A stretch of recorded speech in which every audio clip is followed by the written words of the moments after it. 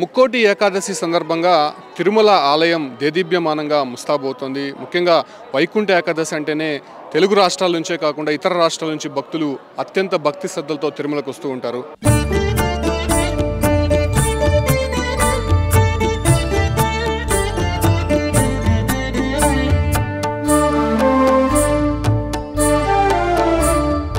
వైకుంఠ ఏకాదశి విశేషతపై మనతో మాట్లాడడానికి ఆలయ ప్రధాన అర్చకులు వేణుగోపాల్ దీక్షితులు మనతో ఉన్నారు. స్వామి నమస్తే. అసలు వైకుంఠ ఏకాదశి నాడు స్వామివారిని ఎందుకు దర్శించుకోవాలంటే ఏం చెప్తారు? ఓం నమో వెంకటేశాయ. తిరుమల క్షేత్రంలో వైకుంఠ ఏకాదశి పర్వదినాన్ని పురస్కరించుకొని అన్ని ఏర్పాట్లు పూర్తయ్యాయి. ముందు వచ్చే మంగళవారం నాడు స్వామివారి ఆలయం అంతా శుద్ధి చేసే కోయిలాల్వారి తిరుమంజనం కార్యక్రమాన్ని కూడా నిర్వహించడం జరిగింది. ఈ వైకుంఠ ఏకాదశి పర్వదినం రోజున ముక్కోటి దేవతలు వైకుంఠంలో శ్రీ మహావిష్ణువుని దర్శించుకుంటారు. దేవతలకంతా 6 మాసాలు రాత్రి 6 మాసాలు పగలుగా మనకి శాస్త్రాల్లో చెప్పబడి ఉంది.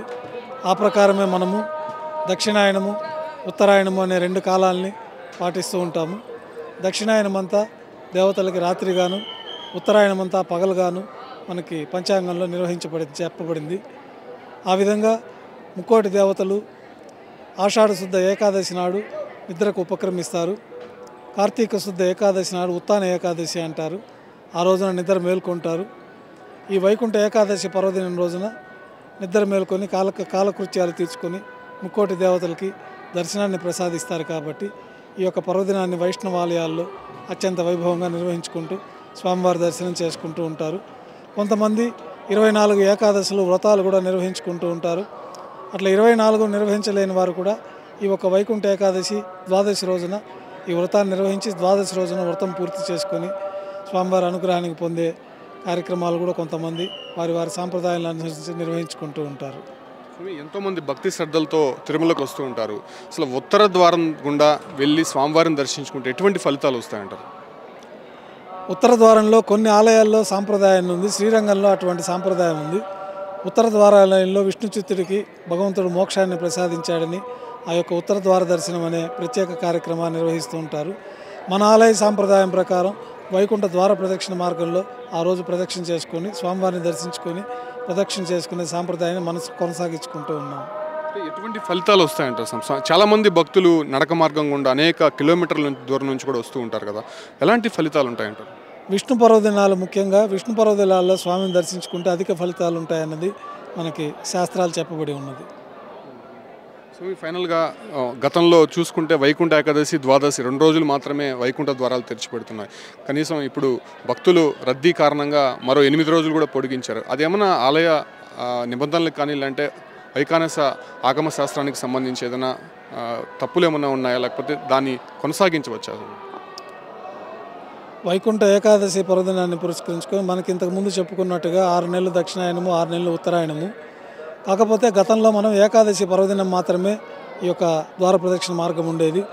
తర్వాత ద్వాదశి రోజు కూడా ఈ యొక్క ప్రదక్షిణ మార్గాన్ని ఏకాదశి వ్రతం చేసిన వారు ద్వాదశి రోజు దర్శించుకుంటారు. కాబట్టి ఆ రోజు కూడా ఈ ప్రదక్షిణ మార్గాన్ని తెరిచి 2 రోజుల పాటు ఉంచడం జరిగేది.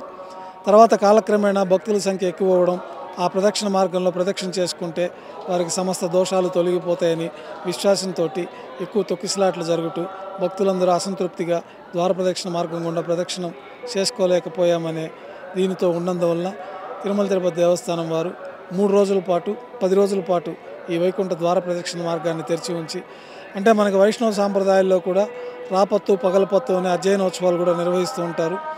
ఈ వైకుంఠ ఏకాదశి ముందు వరకు రాపత్తు అధ్యయనోత్సవాలు జరుగుతాయి. వైకుంఠ ఏకాదశి నుంచి 10 రోజుల పాటు పగలపత్తు అధ్యయనోత్సవాలు మనం నిర్వహించుకుంటూ ఉంటాం. ఆ సాంప్రదాయాన్ని అనుసరించి కూడా ఈ 10 రోజుల పాటు ఈ వైకుంఠ ద్వార ప్రదక్షిణ మార్గాన్ని తెరిచి ఉంచి భక్తులందరూ కూడా స్వామివారిని దర్శించుకొని స్వామివారి అతి సన్నిహితంగా ఉండేటటువంటి ప్రదక్షిణ మార్గంలో ప్రదక్షిణ చేసుకొని స్వామివారి అనుగ్రహానికి పాత్రలు అవుతూ ఉంటారు.